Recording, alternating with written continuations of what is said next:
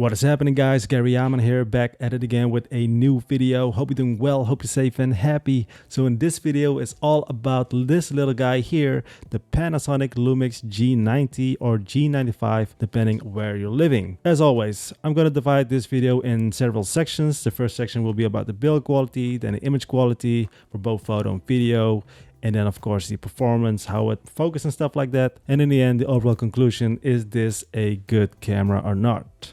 Or not.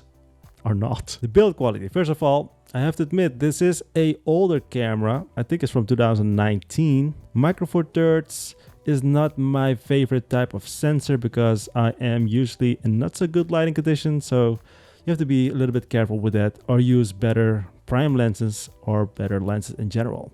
But as you can see, it is a nice compact type of camera, I would say, and not the biggest one in the world. And the grip itself is pretty nice. This camera is also weather sealed, so that makes this a good camera to go outdoors in case you are in some bad weather conditions as well, so your camera is protected. Let's check out the camera itself in overall. As I mentioned, Micro Four Thirds sensor, 20 megapixels. On the left side we got, unfortunately still, maybe because it's an older camera, a micro USB input. But we also got a nice headphone jack, of course a microphone jack, micro HDMI, a remote input. The sealing is really nice and feels really good as well. In terms of build quality, it is really good. It feels quite premium, I would say. The dials at the top of the camera itself, when you are switching those things, and everything feels really good and not very mushy or anything. It feels very nice and solid. I think that's the best word. A nice, compact, solid camera. Now we got, of course, on the right side, the single SD card slot. That is pretty okay. Of course, for me as a professional, a dual card slot would be quite nice, but this in general is an all-round type of camera, I would say. So not really targeted to people that are professionals, but for enthusiast people, I would say this is really good. What I also really like is at the top we got a little flash. Even though you cannot tilt it whatsoever, it can be quite handy in some darker conditions, such as maybe in a party or whatever, right? So that is pretty cool. And then of course the screen itself. I have to admit, the screen, I was really surprised about the screen because in that year, 2019, I believe, this would be considered as I would say a high-end type of display, and it's also touchscreen as well. So that is really awesome. I really like that. The colors and how it just looks in general, I think it is really nice. So big thumbs up there for the screen itself. Touchscreen and everything works really fast as well. The viewfinder itself, I didn't quite use it that often, maybe because I'm used to not using a viewfinder anymore. I don't know. I'm just that type of guy, I would say, by using the screen. But once I'm using that in, I would say, brighter light conditions, brighter day conditions, maybe that's better. It works perfectly fine, and it works as it should, right? You got all the needed information there that you need. The kit lens, the 12-60, I do like this lens, a nice versatile lens. You can pretty much do anything with this. Just keep in mind, it's not the fastest lens in the world, but I have to admit it was quite sharp. So we'll check about that in the next session about the image quality and stuff. But in general, the build quality of this camera is really good, and I'm really liking it. Feels very good in the hand and nice, solid. I didn't feel like I have to baby this camera, I would say, right? So you just put it somewhere, put it in the bag. Don't care about it. You can throw it around, whatever you want. It feels very solid. If I have to give a rating for this build quality, I would say at least an 8 out of 10. At least. Maybe even 9 even, because it feels really solid. Let's check out the more important stuff, and that is the image quality for both photo and video. But let's check out photos first. As I mentioned during the intro or during the build quality section, I am not a Micro Four Thirds kind of guy, because as I mentioned, I am a lot of times in not so good lighting conditions, and with Micro Four Thirds you get quite noisy, I would say, images quite fast when you bump up the ISO, right? So that's something that you have to think about a little bit more with Micro Four Thirds sensor.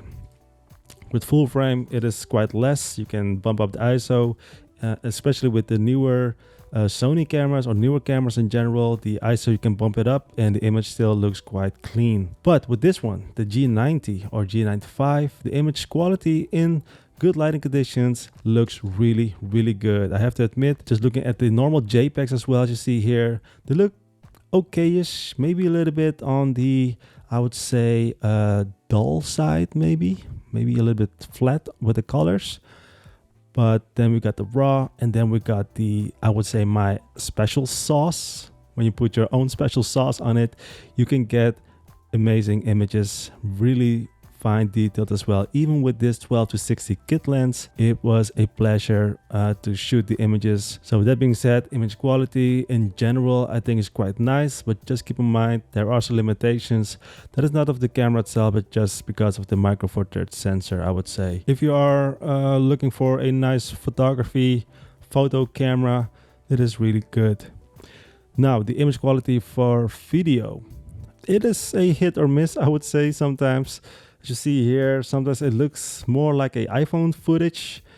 It doesn't look that great or anything, but once you are in a controlled lighting condition, as you see here, then it looks pretty good. So it really differs, and it also has to do a little bit with the color grading maybe. I did try to use the V-Log, but because it's 8-bit, it's a little bit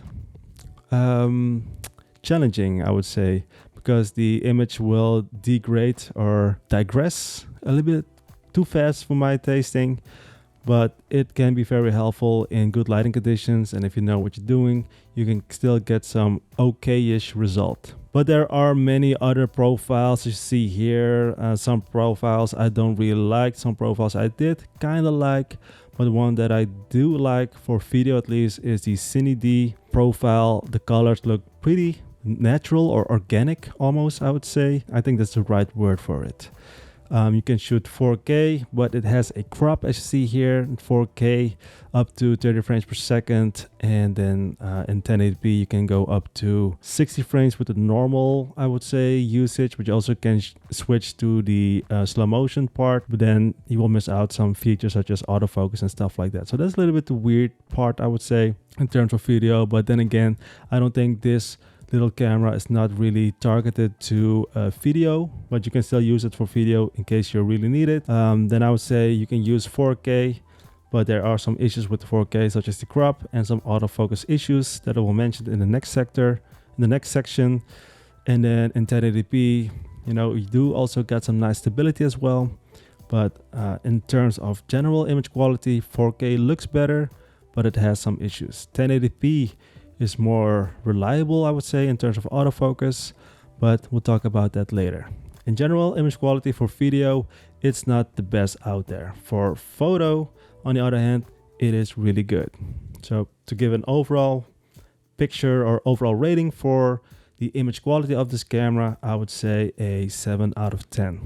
Makes sense, right? Performance, the performance in general, the battery life is actually pretty good. I like it. It can keep you for the whole day without no issue. That's fine, that's cool, no problem. Autofocus issues, right? For photo, it is sometimes a hit or miss. It is not the fastest autofocus in the world and not very reliable. There are some things that you will miss the autofocus. In this case, a quite slow moving motorcycle. It's really moving very slow, but as you see, it is still not in focus, even though there was a little box on it. So I don't know why. It just is not, maybe because of the lens itself. I don't know exactly why.